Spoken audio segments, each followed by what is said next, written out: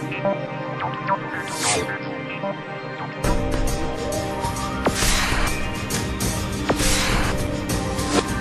this is my model diary.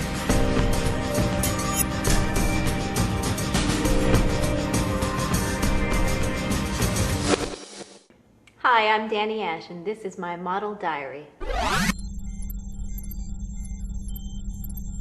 I was born in Beaufort, South Carolina. I was born in South Carolina because my father was in the Marine Corps. It was during the Vietnam War in 1968. And shortly thereafter, both my parents moved back to Seattle. They were both Seattle natives, and I grew up there. I was an only child, grew up in Seattle, and I suppose you could say I've always had a real entrepreneurial streak. Even in, tricycle days, I was always doing something, selling something. I would go around in my tricycle and pick flowers out of all the neighbors' yards, and then go door to door and sell them flowers. And of course, who can resist a little girl trying to sell you your own flowers? So, my first business venture was pretty successful. In 1994, I got online and started spending a lot of time in the Usenet news groups.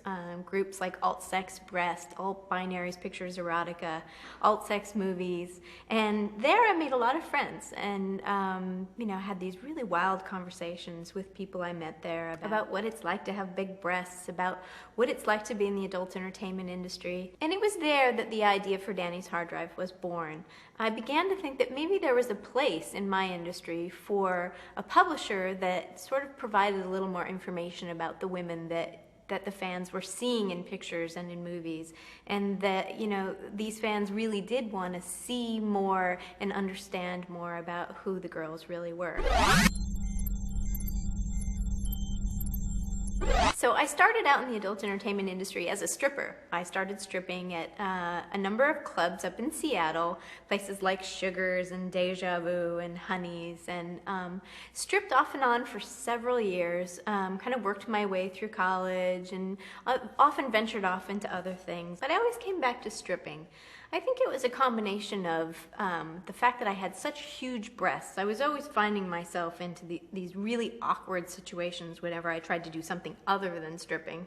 And that going back to the clubs was like a relief, because it was so just out there in the open, out on the table. Okay, you want to see my boobs? That'll be $5, please. Rather than all these kind of subversive, weird situations I would find myself in, just because somebody was trying to get a peek at them or brush up against them. So for a while I tried to sell real estate, and I kept finding myself in these situations where I'd be sitting across the table from someone who'd say, well, I'll list my house with you if.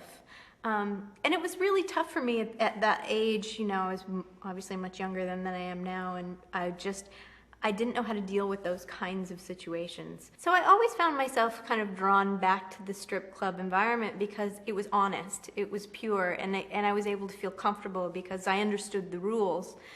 Where out in the rest of the world, I oftentimes didn't understand, people's motivations or how things were operating, and I had no control over my environment.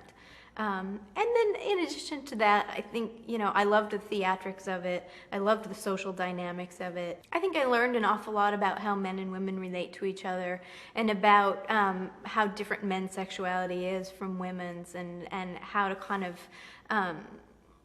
reconcile those two things together in a way that I think made a lot more sense to me than maybe it does to the average woman.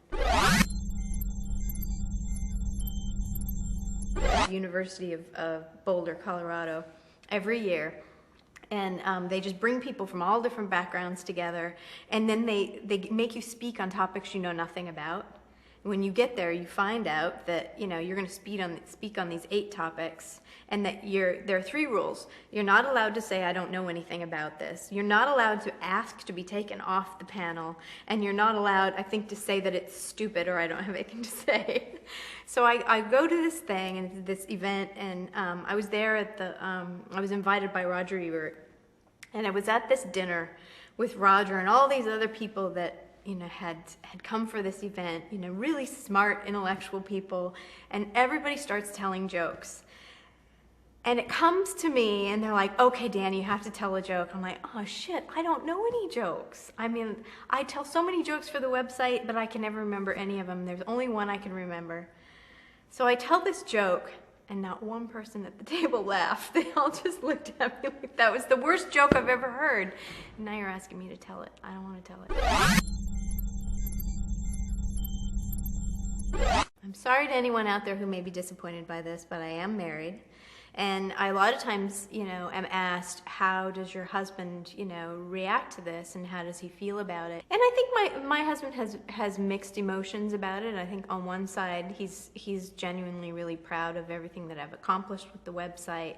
And he's been very, very supportive in that respect. And I think, there's some of that, hey, I'm married to her. And, he enjoys that. But then there are times when it's sort of like, hey, wait a minute, that's my wife, put your clothes back on. But I think all in, he handles it pretty well.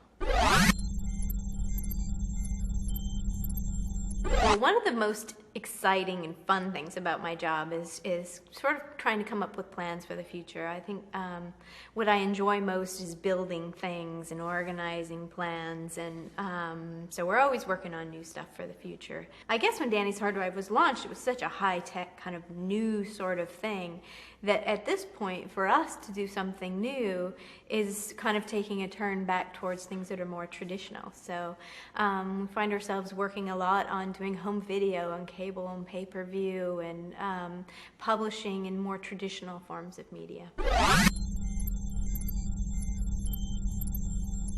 I guess I'd say my favorite slogan is, have boobs, will travel.